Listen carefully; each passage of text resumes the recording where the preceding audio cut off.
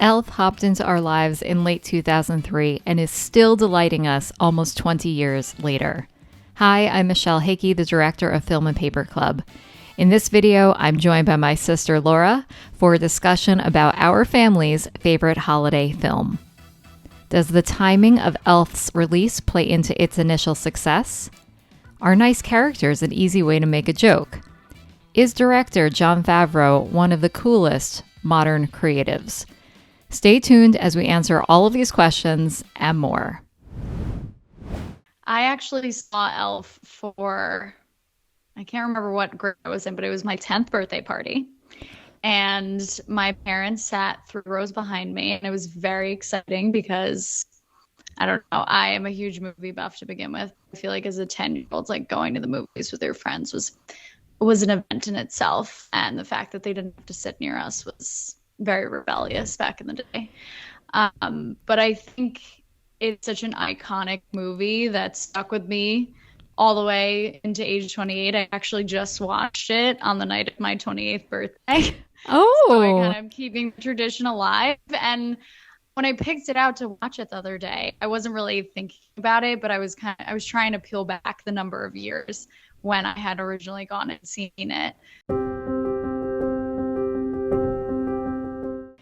I was thinking about how this movie came out in 2003, and we are in that year, 2 years post 9/11.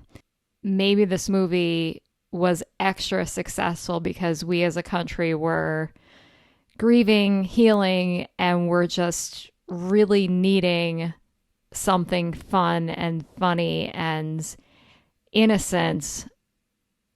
And Elf delivers on all of those things. I mean, I was really young at the time when it came out, so I don't think I was really thinking about that aspect of it, but it definitely makes a ton of sense. And I think just even playing into its popularity today, I would definitely consider this movie as escapism, because no matter how bad of a day I'm having, if I turn on this movie, it will instantly put me in a good mood. So I think even the timing that it was released, it's kind of like kept its purpose of being joyful. And it's not a movie you need to think about and like really dissect it too much, even though we're doing that right now. It just kind of, it is how it is. It makes you feel so happy and joyful. And even though it does have some dark parts of it as a film, it definitely puts you in a good mood. I recently watched Ted Lasso, and I know that you did too. And as I was rewatching Elf just this last week, I was drawing parallels to it, and it was making me think of what Dom, your partner, said about, you know, why he thinks that Ted Lasso is kind of lame. What was the phrase he used to describe it? It's just him like being happy. Yeah, just Jason Sudeikis being nice for a whole season. And in thinking about the juxtaposition of Elf's release with 9/11, I was thinking about Ted Lasso coming out, you know, really during the pandemic and now post-pandemic. I mean, I know it just won a bunch of awards and it's seeing a surge, but there's something to be said about these movies that are really deep and dark, and those, you know, certainly have a place. But we as humans also just need these simple, happy stories with characters like Elf and characters like Ted Lasso that remind us that it's good to be the good guy and it's okay to be happy.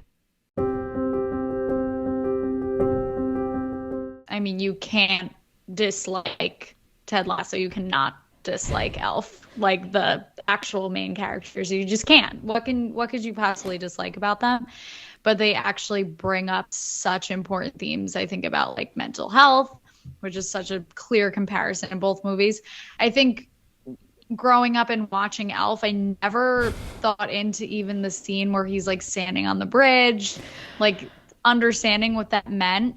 If you date back to any movie you saw as a kid, they always incorporate things that adults are going to connect to as well, because it's adults making these films at the end of the day.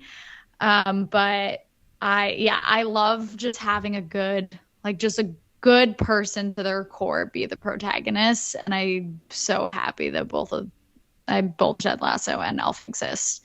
Because it makes you like have a little faith in humanity. When we see movies with characters like this, it's instantly funny. Someone being overly nice and forgiving of people and not really getting rattled is humorous because we're not used to seeing and experiencing that in our real lives. We're used to people being jerks a lot of the time. So I was thinking about that too, how, okay, just people being nice and decent is humorous. And that's kind of a problem if you think about it too much. Definitely. Yeah, but I think, I don't know, I always go back to the question of, even though we're kind of looking at this as a deeper lens and how we view each other, like if I was, you ever meet someone and you're like, oh, that person they're too nice. Yeah, they're too all nice. the time. Then you have finding a flaw in it. But I think also the reason this movie works so well is because it's Will Ferrell. I wonder if it was anyone else, if this movie would have been as much of a hit as it is. I am like a diehard Will Ferrell fan. Anchorman, my favorite film. I mean, I love him in almost everything he's ever been in, from SNL to every movie he's ever made. And I don't know if it was anyone else that this movie would be as good as it is. And I love asking that question because I love looking up who was this person supposed to be cast as or the options. And I don't know. I don't think that it would have delivered as well if it wasn't him. I read that the screenwriter, whose name is David Berenbaum, this is his first script, which that kind of blew my mind a little bit. Like, way to hit it out of the park with your first project. David was raised Jewish, but his family always celebrated Christmas. And he was a huge fan of the Rudolph the red-nosed reindeer, which, Laura, I don't know how familiar you are with, like, Yeah. you know, like the stop motion that's on, I think it's Yes. still on cable every year. And so you see him pay homage to that, you know, throughout the movie, especially in the beginning when they're in the North Pole with all the little creatures, which is really cute. I didn't even think about that. Yeah. That's so funny. But the part that I really loved reading was that the screenwriter's dad died when he was only 8. And this story is really about connecting and finding out about a father or his father. So when I was thinking about from the perspective of writing that story and being someone who had the loss of a father, like how, you know, healing / magical this story really becomes.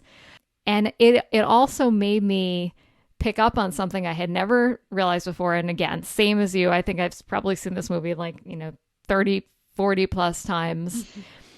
That the scene where Walter Hobbs, Buddy the elf's dad, is he's about to pitch this book idea to his boss, like the owner of the publishing house where he works, and it's Christmas Eve, and it's this really dark scene. Like literally, Mr. like Greenway. like Mr. Greenway, yes. It's like the scene is literally dark, and his son Michael comes in and says, that we lost Buddy, we need to go find him, and you see Walter having to choose between his work, which is a point of contention between him and his son Michael, and then Buddy, or picking his kids. So his kids are work, and it made me think, this is Mary Poppins. It's like this is the exact same plot as Mary Poppins, where this magical, person comes in to their lives, disrupts things, and helps a father reconnect with his kids. And it's a simple concept, and it was done so beautifully. And I love these examples that, we as creators, we think, everything's been done before. There are no good ideas left, but whether this was conscious or not, that he borrowed this idea from Mary Poppins. It's all about choosing the things that all of us as humans deal with and struggle with, and then putting your own spin or putting, a new lens over that to tell like your version of that story. We talk so much about innocence in this movie, and I think Buddy, to his core as a character, is just innocent. He has such a positive influence on both the worlds. You see everyone like crying when he's leaving the North Pole, and even the kind of cheesy line that Santa says at the end, like, "You're the greatest elf I've ever known." So sweet. And then he really, he changes his dad. He still has his flaws, but he comes around at the end. So I think it really plays up his innocence as a character, that he's not really even trying to, he is in fact trying to be a different way to fit in, but it's who he is, and being himself is what has the best impact on the people around him and makes them want to change and be more like him. Obviously, when this first came out, as a child, you're not thinking about who wrote or directed this. But when I found out a couple years ago that Jon Favreau directed it and he's in the movie, and honestly, I think that the scene that he's in, it's a perfect example of me loving movies and loving the subtle scenes in movies that aren't maybe the most memorable, but I think Jon Favreau is just so genius and hilarious in that scene. You gotta really hurry up, Walter, because I'm double booked the rest of the afternoon. You're sick? Yeah, but that's not what we're here. We're here to do a test. Come on, what kind of test? Just a test to find out if you're my son or not. Why am I sitting on paper? Because it's sanitary for the other patients. Now sit still so I can do the finger prick. Finger prick? Oh, it's cold. Yeah, just please sit still, please. Okay, can I listen to your necklace? No, you can't. Can you just sit still? Why is there a skeleton? I don't know what. Walter, could you please? Like a pirate could you flag. Please have him sit Does still he have so a I name? can do No, this? he hasn't got a name. I'm sorry, Ben. I'm sorry. Would you waiting. please sit still, please? He got mad at me. Yes, he did. I was just like thinking this. He plays it so straight. He plays it literally as if Buddy is just, like a 3-year-old kid. He completely dismisses the fact that it's a grown man dressed in an elf costume and just talks to him like he's, one of his other pediatric patients. It's so genius. Oh my gosh. I respect Jon Favreau so much as a creator. I think the more and more things that I've realized he's created over the years, he's like a huge foodie. He had his own food show. He was in that movie Chef. He's the perfect epitome of someone who genuinely just does and creates things for his own pleasure. It'd be just because he loves it and he's passionate about it and he wants to try different things. Like, this movie could have been a huge flop, but he's always going to be known for being tied to this movie. And now, he's going on to make so many incredible films that so many people are watching. Like, I think he directed a lot of like The Mandalorian. So it makes me appreciate it even more. I should have mentioned that not only are you and I a huge fan of this, but this kind of extends into our family and our extended family, into our, our cousins and aunts and uncles. It's quoted all year long, over and over again. We're constantly sending the the gifts and the memes back and forth. But if you could pick one line that is your favorite line in the movie, what would it be? If you gave me like 5 minutes, I would probably say something else. But the first thing that comes to my mind is, "You smell like beef and cheese. You don't smell like Santa." You stink. I think you're gonna have a good Christmas, all right? You smell like beef and cheese. You don't smell like Santa. I feel like I'm a bad person to ask this question because Dom always comments this about me.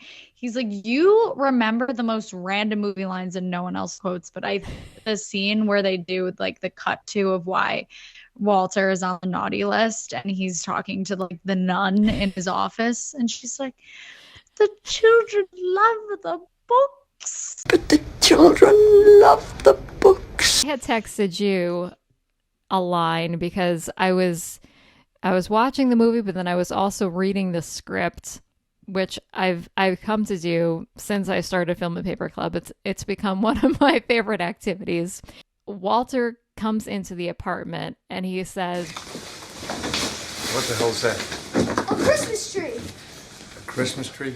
Buddy dropped it down in the park. that delivery of Michael just like it is a completely normal thing to live in New York City, to walk into Central Park and cut a tree down. I remember watching this movie when I was younger and being like, what is the big deal? Like, why is he so upset about this tree? And I didn't like understand when him and Emily are having that conversation. He's like, you see, I thought felonies were felonies. And I was like, wait, I don't understand. Like, why is this illegal? And then as I got older, I'm like, oh, it's felony because it's literally illegal to just go and chop down a tree. But it definitely plays up on childhood innocence of not, you just need a tree, you go and get a tree. Thanks so much for joining us in this discussion. If you have thoughts and insights to share about Elf, we would love to keep the conversation going inside of our Film and Paper Club members area.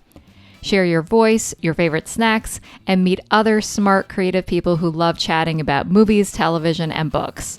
We hope you can join us for one of our upcoming virtual movie club events or book club meetings. Please visit members.filmandpaperclub.com for all of your membership options. Before you go, if you enjoyed this video, please let us know by giving it a thumbs up and hitting that subscribe button to ensure you won't miss out on any of our upcoming releases. Next week, we'll be continuing our holiday film series exploring the music and magic of the 1954 classic, White Christmas. I hope to see you then.